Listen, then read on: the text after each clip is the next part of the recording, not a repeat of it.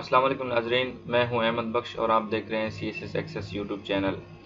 اس سال ہونے والے اقوام متحدہ کا جنرل اسمبلی اجلاس 20 سال کے دوران پہلا اجلاس تھا جب امریکہ کسی جنگ میں مصروف نہیں تھا، بلکہ افغان جنگ سے کچھ یوں نکلا کہ اس پر اعتماد اور اس کی ساکھ کو دھچکا لگا۔ جنرل اسمبلی اجلاس سفارتی دنیا کا سب سے بڑا سالانہ ایونٹ ہے، جہاں دنیا بھر سے سربراہان مملکت و حکومت اور اعلیٰ ترین سفارتی عہدیدار اپنے ملکوں کی ساکھ بہتر بنانے، پہلے سے قائم اتحادوں کو مضبوط بنانے اور نئے اتحاد کے امکانات تلاش کرنے کی کوشش کرتے ہیں۔ افغانستان سے رسوا کن انخلا کے بعد امریکی صدر نے نہ ختم ہونے والی جنگ کی پالیسی ترک کر کے مسلسل اور انت تک سفارتکاری کا اعلان کیا تھا، اور اس کا ثبوت جنرل اسمبلی اجلاس سے پہلے 3 ملکی دفاعی معاہدے AUKUS کا اعلان ہے۔ اس جنرل اسمبلی اجلاس اور اس کی سائیڈ لائن ملاقاتوں میں بھی نئے اتحاد ہی دلچسپی کا مرکز رہے۔ AUKUS کئی حوالوں سے اہم ہے اور سب سے بڑی اہمیت اس خطے کے حوالے سے ہے۔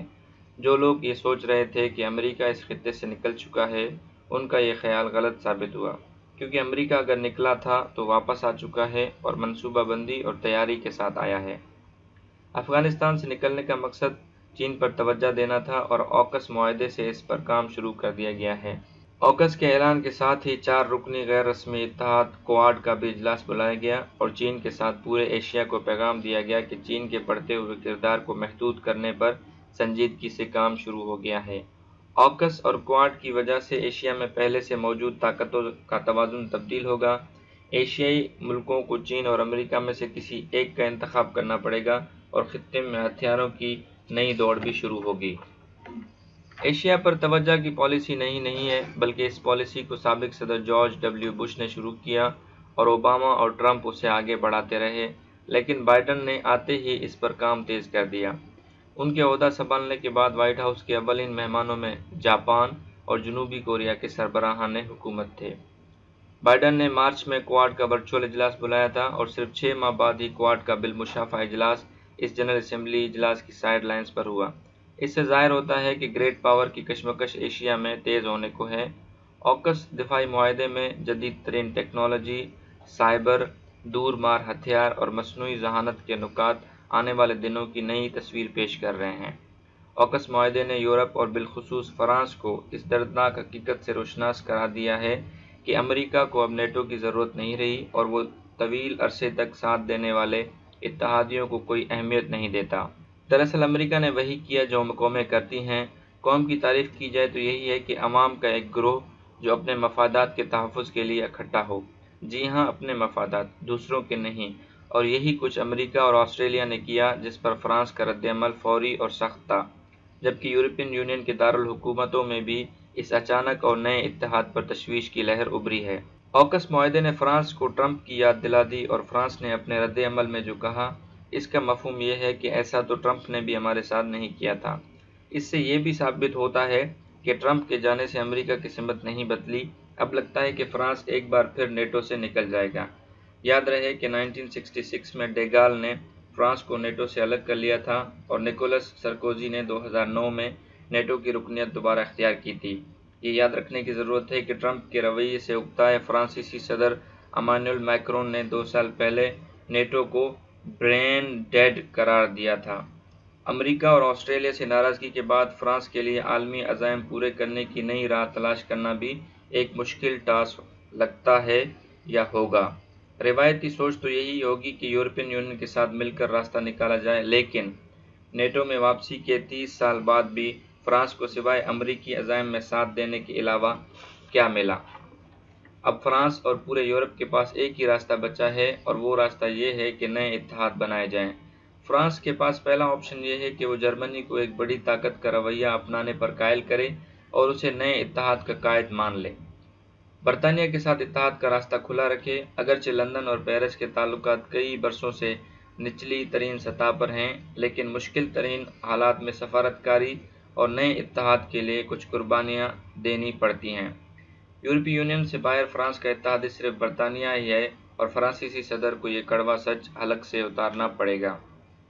روایتی مغربی اتحاد میں دراڑ نے یورپ سے باہر بڑی طاقتوں کے لیے امکانات کے نئے ادوار شروع کیے ہیں اور سمجھدار لیڈروں نے اس موقع کو ہاتھ سے پھسلنے نہیں دیا۔ مثال کے طور پر مودی نے آکس کی تشکیل کے اعلان کے فوری بعد فرانسیسی صدر کو فون کیا اور انڈو پیسیفک میں قابل اعتماد اتحادی ہونے کا یقین دلایا۔ دیکھا جائے تو بھارت کو آکس بننے سے فائدہ ہی ہوگا، کیونکہ آکس کی توجہ کا مرکز بھارت کا سب سے اہم حریف چین ہے۔ اس کی وجہ یہ ہے کہ آکس چین کی بحری قوت کا مؤثر توڑ بن سکتا ہے اور بھارت کو اس کا براہ راست فائدہ ہوگا۔ اس کے باوجود مودی نے میکرون کو فون کیا، جس سے لگتا ہے کہ بھارت ان حالات میں کئی مغربی ملکوں اور طاقتوں کے درمیان پل بننے کی تیاری کر رہا ہے، یعنی کہ وہ جو یورپین کنٹریز ہیں یا ویسٹرن کنٹریز کے اندر دراڑ پیدا ہوئی ہے ان کو وہ برج کرنے کے لیے ملانے کی بھی کوشش کرے گا۔ چین کا بڑی طاقت بن کر ابھرنا واشنگٹن کے لیے تشویش کا باعث ہے۔ آکس اور کوآڈ دونوں ہی انڈو پیسیفک میں چین کو روکنے سے متعلق واشنگٹن کی پالیسی کا حصہ ہیں، اور ان حالات میں امریکہ بھارت کو اپنے لیے ناگزیر تصور کرتا ہے۔ آنے والے کئی اشروں میں انڈو پیسیفک خطہ اور بھارت امریکہ کی پالیسی کا اہم ترین حصہ بننے کو ہیں۔ کوآڈ اب تک باقاعدہ اتحاد کی صورت اختیار نہیں کر سکا، تو اس کی اصل وجہ بھارت کی غیر وابستگی کی پالیسی ہے۔ چین کی طرف سے بھارت پر حالیہ فوجی اور اقتصادی دباؤ بھارت کو یہ پالیسی بدلنے پر مجبور کر چکا ہے۔ اگرچہ تبدیلی کی یہ رفتار سست ہے، لیکن واشنگٹن کے لیے خوش آئند ہے۔ بھارت کے پہلے وزیر اعظم جواہر لال نہرو نے خارجہ پالیسی کی جو سمت تشکیل دی تھی، اس میں مغرب کو ایک خطرہ تصور کیا گیا تھا، جبکہ چین کے ساتھ معاملات پرامن طریقے سے حل کرنے کی سوچ اپنائی گئی تھی۔ تاہم اب بھارت یہ تصور کرتا ہے کہ چین ایشیا اور اس کے سمندروں پر غالب آنے کی کوشش کر رہا ہے۔ اس نئے خطرے کے پیش نظر بھارت کی خارجہ پالیسی میں بنیادی اور بڑی تبدیلی آ چکی ہے۔ آکس معاہدے کے ساتھ امریکہ انڈو پیسیفک میں نئے فوجی اڈے بھی بنا سکتا ہے۔ آسٹریلیا کو جوہری توانائی سے چلنے والی آبدوزیں دینے کا معاہدہ ہوا ہے، اور اس کے ساتھ اگر امریکہ B-21 طیارے بھی دینے کا فیصلہ کر لے تو آسٹریلیا میں امریکی اڈے بھی وجود میں آ جائیں گے۔ یوں انڈو پیسیفک میں آسٹریلیا امریکہ کے لیے فارورڈ بیس کی حیثیت اختیار کر لے گا۔ آسٹریلیا جوہری طاقت نہ ہونے کے باوجود یہ آبدوزیں لے رہا ہے، اور یہ NPT نان پرولیفریشن ٹریٹی کی کھلی خلاف ورزی ہے، لیکن اس پر اب کوئی معترض نہیں ہوگا، اور یہ بھی ممکن ہے کہ کچھ عرصے بعد آسٹریلیا بھی ایک جوہری طاقت بن کر سامنے آ جائے۔ اس سے پہلے میں نے خطے میں ہتھیاروں کی دوڑ کی بات کی تھی، اور جنوبی کوریا بھی روایتی آبدوزوں پر انحصار ختم کر کے جوہری آبدوزوں کی طرف جا سکتا ہے۔ جاپان کی جوہری صلاحیتوں کی مخالفت ابھی تک اسے اس سے گریز پر مجبور کیے ہوئے ہے، لیکن ایسا ہونے کے امکانات موجود ہیں۔ بھارت ایک جوہری آبدوزی کی ملکیت کا دعوے دار ہے، وہ اس دوڑ میں ضرور کودے گا اور اس کے لیے فرانس سے رجوع کر سکتا ہے۔ بائیڈن نے مسلسل جنگوں سے نکل کر مسلسل سفارتکاری کا اعلان کیا، لیکن یہ سفارتکاری بھی مستقبل کی جنگ کے لیے ہے۔ چین کو روکنے کے لیے ہانگ کانگ اور تائیوان مغرب کی پالیسی میں اہم ہیں۔ ہانگ کانگ پر چین نے گرفت مضبوط کر لی ہے اور تائیوان کے حوالے سے بار بار تنبیہ کر رہا ہے، اور تائیوان کے ڈیفنس زون کے اندر چین کی جنگی طیاروں کی پروازیں بھی بڑھ چکی ہیں۔ تائیوان پر جنگ کی پیشگوئی کئی اشروں سے کی جا رہی ہے، لیکن افغانستان سے امریکی انخلا کے بعد چین نے یہ تاثر دیا ہے کہ امریکہ اتحادوں کو بے یار و مددگار چھوڑ کر بھاگ نکلتا ہے، اور اس کے آسرے اور سہارے پر کھڑی کی ہوئی فوج چند گھنٹوں میں ڈھیر ہو سکتی ہے، جیسا کہ انہوں نے افغانستان میں دیکھا کہ 3 لاکھ فوجی جو ہے وہ ڈھیر ہو گئے۔ چین کے میڈیا میں یہ تبصرے تائیوان کے لیے ایک وارننگ تھے۔ چین تائیوان کو اپنا اٹوٹ انگ قرار دیتا ہے اور اسے ہر صورت چین کا حصہ بننے کا عزم رکھتا ہے۔ تائیوان نے دفاع کے لیے امریکہ کی طرف دیکھنا شروع کر رہا ہے، لیکن سوال یہ ہے کہ امریکہ تائیوان پر حملے کی صورت میں کس طرح کی مداخلت کرے گا، اور آکس کی تشکیل نے اس سوال کا جواب بھی دے دیا ہے، یعنی کہ مداخلت کا جو مین ہوگا وہ سی ہوگا، یعنی سمندر کے ذریعے ہم مداخلت کریں گے۔ چین خطے میں امریکی عزائم اور اپنی سیکیورٹی کے حوالے سے تیاری طویل عرصے سے کر رہا ہے۔ چین نے بحری قوت میں اضافہ کیا ہے اور بحیرہ جنوبی چین یعنی ساؤتھ چائنا سی میں مصنوعی جزائر بنا کر اپنی سمندری حدود کو وسعت دے رہا ہے۔ اقتصادی اور سیاسی حوالوں سے بھی چین نے امریکہ کے زیر اثر اداروں اور تنظیموں میں کام کرنے کی بجائے علاقائی تنظیمیں اور ادارے بنا رکھے ہیں، جبکہ اقتصادی اثر رسوخ کے لیے بیلٹ اینڈ روڈ منصوبہ اس کی بڑی مثال ہے۔ امریکہ میں ٹرمپ کی صدارت 2016 میں بریگزٹ سمیت کئی اہم واقعات اور ٹیکنالوجی نے عالمی نظام کو کمزور کیا ہے، اور چین خود کو عسکری، معاشی اور ٹیکنالوجی کے شعبوں میں نئے لیڈر کے طور پر پیش کر رہا ہے۔ ان حالات میں واشنگٹن میں یہ سوچ پائی جاتی ہے کہ بیجنگ اب اسے برتر قوت تسلیم نہیں کرتا اور خطے میں مقاصد کے حصول کے لیے امریکی دباؤ کو خاطر میں نہیں لائے گا۔